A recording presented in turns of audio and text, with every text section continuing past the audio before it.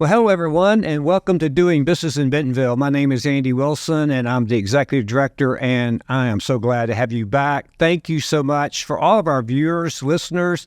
Thank you. It's just been overwhelming how much that you are watching and listening to us. We appreciate that so much. And while you're doing that, share it with your friends. We'd love to do that. Well, let's get straight into my guest today, Michael Kleydman. Welcome. How you doing, Andy? Nice to have you here. Wow. This guy sitting across from me is a great friend. He's a great cyclist. We've ridden many miles together, and now I've been trying to get this guy in the studio for some time. He's a busy man, and he's got a wonderful family, and he's been really busy with that and work. So, Michael, it's so good to have you here, and I can't wait to have our conversation today. Oh, Andy, yeah, we've been chasing each other for a few months now. Yeah. I guess years if you consider the cycling rides that we've done together. But yeah, really appreciate you having me out here. I'm excited to have our conversation together and see where it goes. Well, let me tell you a bit about this guy. First of all, he's a great guy and has a great family, as I mentioned already. And a friend. But I will tell you, he runs a great company. We're going to get into that and about the details, the uniquenesses of his company in just a moment. But first, Michael, you're the principal and senior consultant of Shift Retail Company. Yep. Shift Retail Group is what we're called. Okay. But yeah, we're a full-service brokerage here in the Northwest Arkansas area, supporting small to medium-sized vendors, selling into Walmart and Sam's Club. I've been doing this type of work for about a decade, but specifically started my own company a couple of years ago. Been really exciting getting into a lot of new categories, new suppliers, a lot of suppliers and just in different places and in their journey with selling to Walmart. So we've got small and emerging companies, new brands that are coming into the space, into the town, selling, becoming a supplier. And we've got companies that have been in business for decades and multiple generations at times too. Well, okay, you heard what Michael said. If some of those definitions of what he does fits you, which I know a lot of you are in that space of small and medium-sized companies or new companies, then listen, because this is going to be really good, because we're going to get into some of those specificities that Michael and his company does, to how he can really help assist and helping you navigate many obstacles it is. In fact, Michael, today I just got here from a Walmart alumni meeting. And so I have Walmart in my brain today, okay? 4 hours of listening to the senior leadership talk about the future of retail, omnichannel. Wow, I'm telling you, the future of retailing. In fact, and I don't like to throw around names, but Doug McMillan and I were visiting about the future of retail, and he looked at me and he said, "Isn't it exciting?" It is exciting, isn't it? Very exciting. When I got into retail 40 years ago, we had brick and mortar.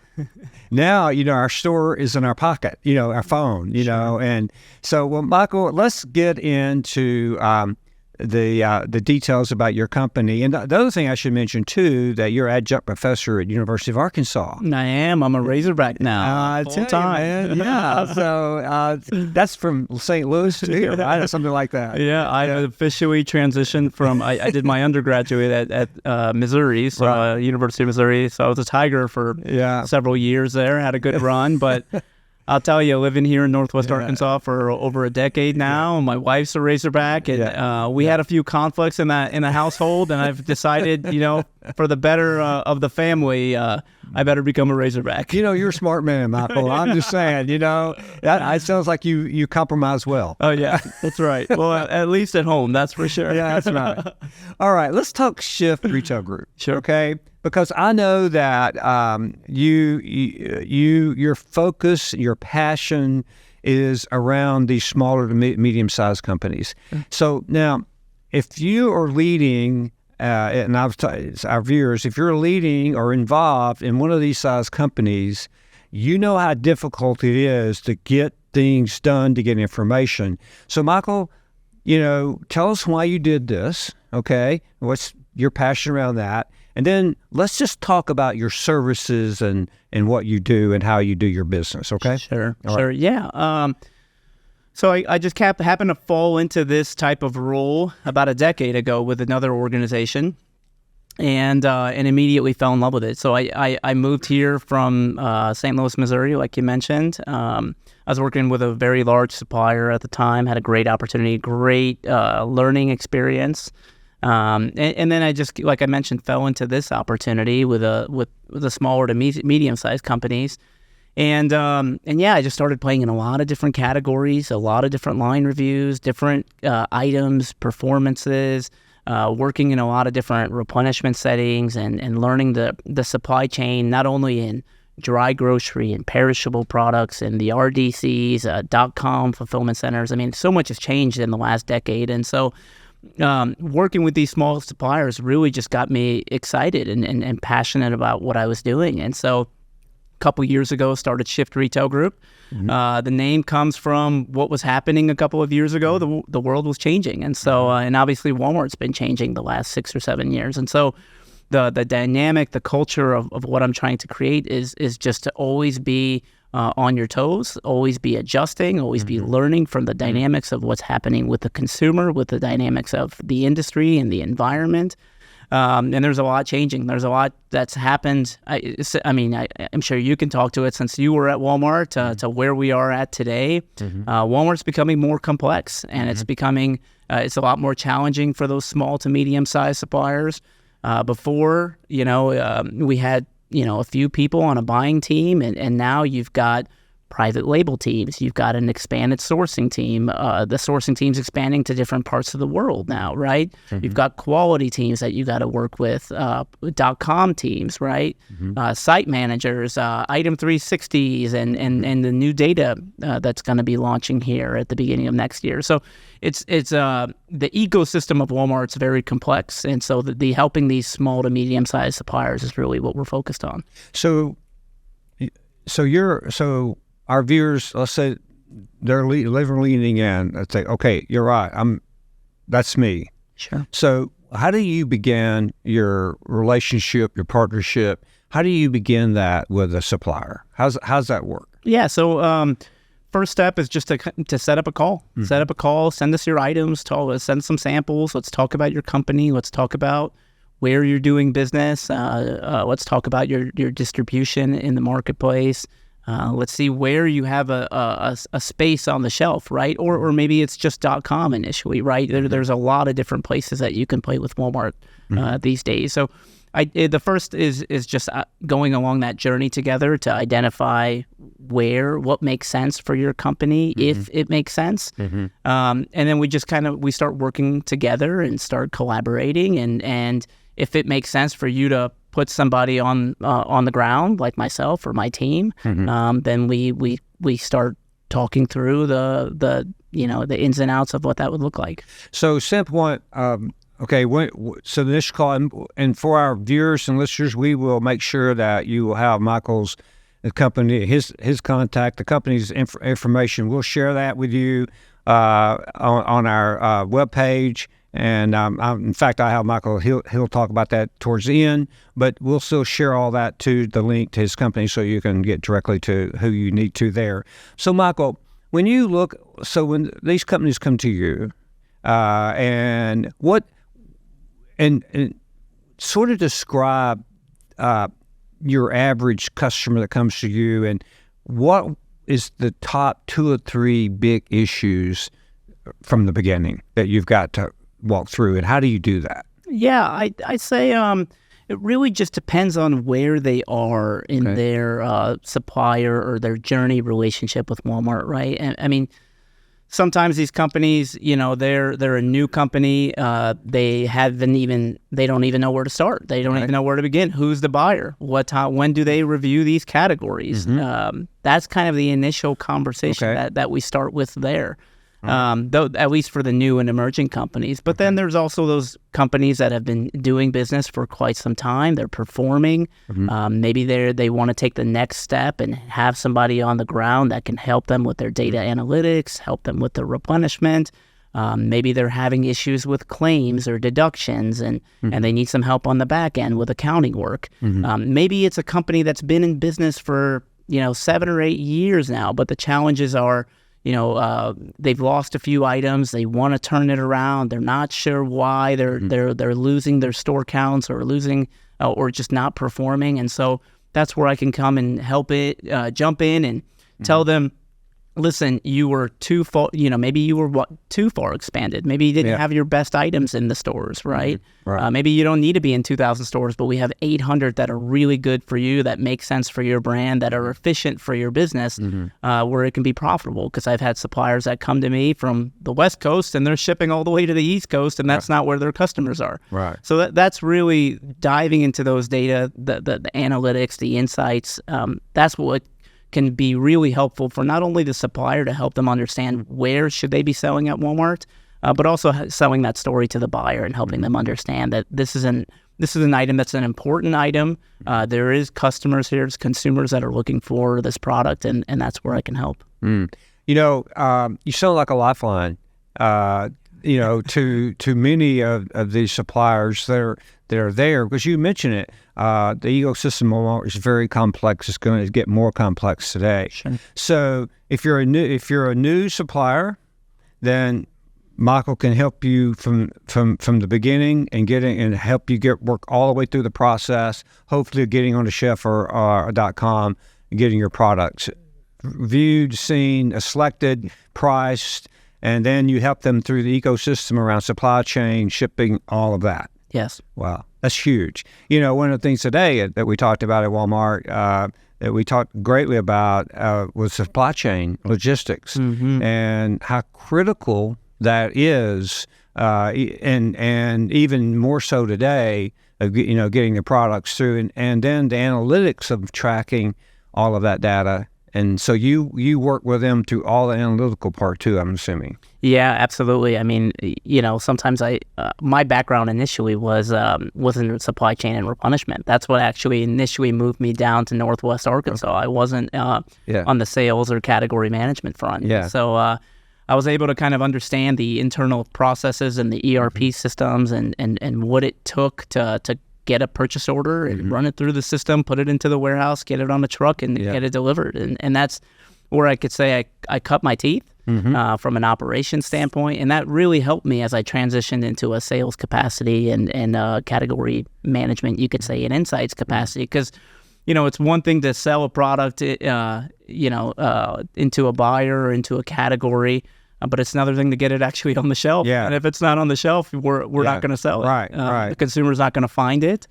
You're not going to be able to perform. You're not going to be able to get accepted into the next category review or the next line review. Right. The goal here is longevity. You don't ever want to get a brand into Walmart and then only for them to not perform and get out the next year. But it all starts with getting them on the shelf and keeping them on the shelf and replenishing and keeping that in-stock high. Well, again, we were in this discussion today about the future omnichannel. And, again, we go back to, it was the brick and mortar. Now it's the phone in your pocket. And one of the things I know Walmart is trying to do is have a very seamless shopping experience across all areas, from online to brick and mortar to delivery to shipping. All of that is critical. And if you're and as a supplier, you have to understand every piece of that, correct? And so guiding them through that, I could see, is very critical. Yeah, it's, the omnichannel makes it difficult. I mean, there's a lot of consistency that you have to have, whether it's online or on the shelf or on your packaging, and there's a lot of systems and processes, and it's always changing as well. And the omnichannel is great because you're hitting consumers in all these different places, whether it's on your phone or at the shelf. But it's all something that a supplier needs to think through as they launch at Walmart. Right. And I'll be honest, sometimes you have these companies that have been in business for decades. I've got a supplier I'm working with that's been around since 1869. So to get them up to speed with .com and I mean, it can take some time. I'll tell you this story. I just got I got a Christmas card recently from this company this morning. I was talking to the VP of sales.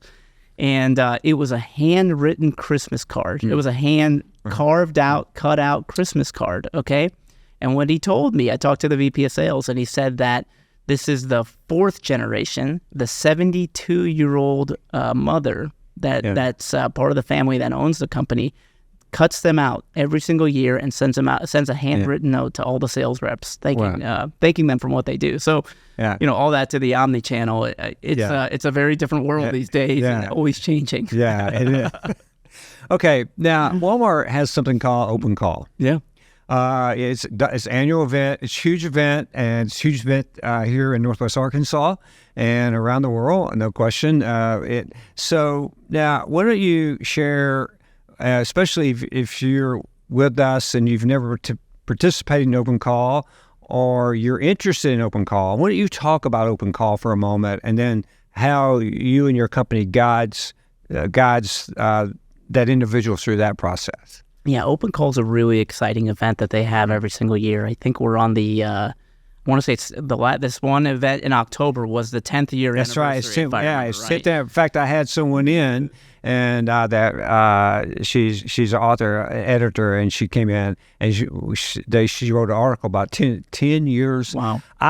I remember Open Call, Yeah. and I was like, we said already 10 years. Yeah. Wow. So congratulations, Walmart, for that. And if you got your eye on me, congratulations to you. Yeah. And how much that event's changed, I mean, if you remember it 9-10 years ago, I mean, we had hundreds of people coming in town. Yeah. They've kind of narrowed it down and narrowed down the selection process a little bit, because I remember the first Open Call, I was in the Walmart conference center there at home office, and I'm sitting next to a guy with a banana suit.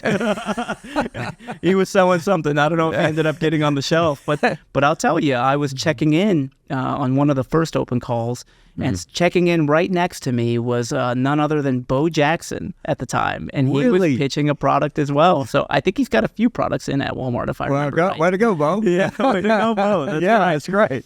But yeah, what a great event. Like we've said, it's been around for 10 years. Yeah. Part of the investment that Walmart has in companies here made in the USA and made in America. I think it's a pledge for $350 billion, if I remember. That's correct. You're absolutely right. Right. And I've brought a number of suppliers. I'm always, as I'm going to trade shows and talking to suppliers around the country, especially the ones that are made here in the United States, I'm always bringing up this event because the way I look at it, it's really the one time out of the year that you can think about all the hundreds of buyers at home office that their only purpose for that one day, it's not reporting or running to this event or to that event. Their whole purpose is to sell, to find suppliers that are made here in the United States. It's really a special event. And so as I'm going out and talking to suppliers that are making products and maybe aren't selling into Walmart today, even suppliers that are selling into a Walmart today but are looking to get into new categories, I'm pitching every single one of them to get into that Open Call and have that opportunity to show their item. And we've had some great success. This past year we had 4 companies that were in Open Call and across a number of different categories. Had some great dialogue with Walmart and Sam's Club. We'll be launching some items here in the summertime of next year. So it's a really exciting event. I look forward to it every single year. It is so. It's so exciting around here, and that's why I had a reporter that was there and covering the whole story. And I asked her. I said, "Okay, I want you to come break the story here." So she did. She broke the story, and she shared great human interest stories about individuals. So, can you share a story, either an item or an individual that it could have changed their life?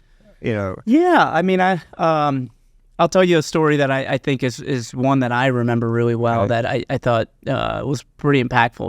We had a supplier, this is probably about 6 or 7 years ago now, and they were having trouble of getting into contact with the buyer in this specific category, and they had a private label SKU, and basically the national brand, which was the main brand on the shelf, This guy was one of the initial founders of that company.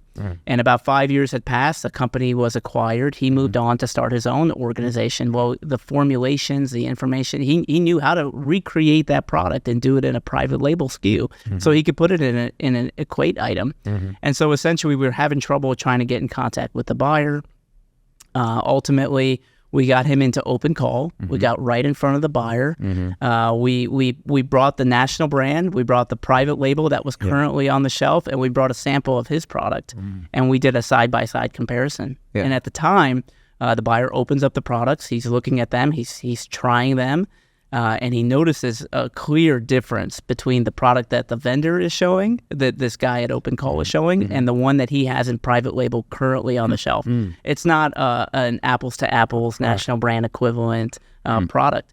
He immediately got up from that meeting, went inside to where everybody sat, brought his private label sourcing team into the meeting room, said, "You guys have to take a look at this." And it ended up about 3 or 4 months later, they made a complete switch, brought in a great new brought in this supplier that was just kind of getting up and running, and Walmart got a much better product. And so, their private label got that much better. So it was an incredible story. It really is, can be life changing. Yeah.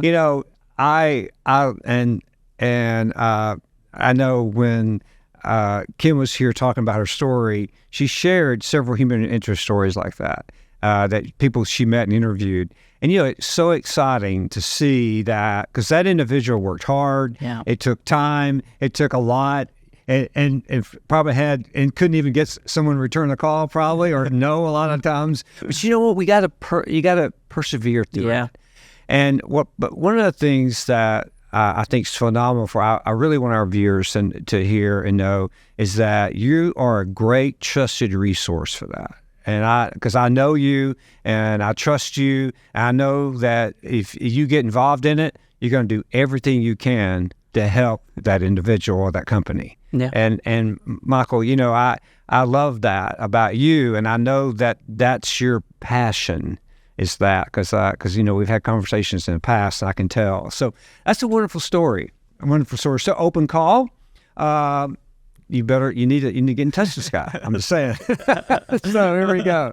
So Michael, you sound like you have a great company, and I love that you're very focused. You're not on everything. You're on these things, the small and medium-sized companies, and the new companies, or with new products. Sure. Those. So, Michael, as we sort of wrap up a moment, I know that people can get in touch with you on LinkedIn, and we'll make sure we talk about that in a moment. But, Michael, just in summary to our viewers and listeners, just tell them, again, if you're in this space, how you can help them. So just summarize it for me, because I want them to hear one more time about how your company works. Yeah. I mean, if you're a supplier in the space, or you're a supplier looking to get into Walmart or Sam's Club or get in front of your buyers, this is where, this is a great conversation for me, at least to start. If you're a supplier that's currently doing business, and maybe you're just having trouble navigating the complexities of Walmart today. If you're a supplier that's doing business with Walmart, maybe you're struggling a little bit, and you're not sure why, or maybe you're not happy with who you're working with today. Maybe there's been some changes. You're looking for a new, fresh face, somebody who's gonna, who's excited, who's passionate, who's really, looking to grow your business for the years to come. Those are the suppliers that I'm looking for. The ones that are looking to do something exciting into the future. Yeah. Well, Shift Retail Group. That's who they need to contact. Sure thing. And you're on LinkedIn. Yep. And what's your website? We'll put it up, but go ahead. Yeah. Shiftretailgroup.com is really where they can find a little bit more information about the company. They can shoot me an email, which will have the information out on the website. LinkedIn's always a great resource, and fantastic resource that's really kind of helped get the name out there the past year. Happy to share my phone number as well. Great. Yeah. Well, okay. We'll put it out there for you. Michael, it's great to see you again.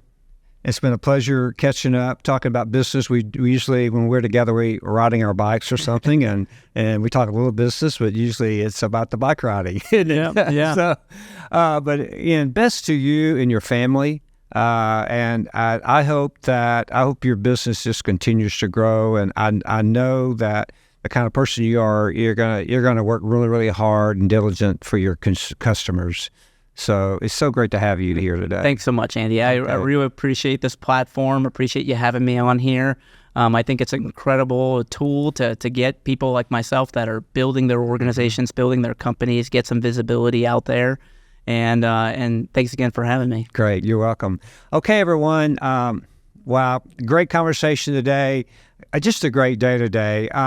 And I hope that you're doing well. And again, thank you so much for your viewing and watching our podcast.